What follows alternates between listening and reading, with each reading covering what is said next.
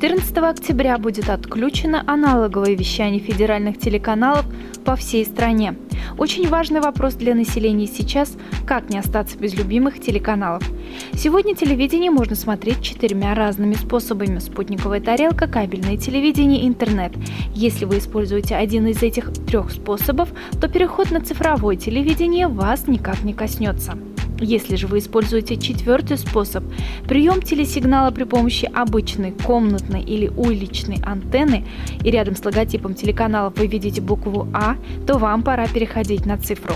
Итак, цифровое телевидение – это 20 бесплатных федеральных каналов.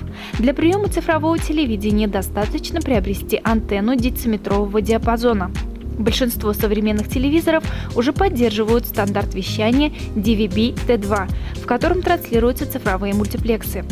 Если же у вас телевизор старого образца, вам потребуется дополнительно установить специальную цифровую приставку. Антенну, приставку, соединительный антенный кабель можно приобрести в магазинах электроники. После подключения необходимого оборудования через меню произведите настройку телевизора или приставки.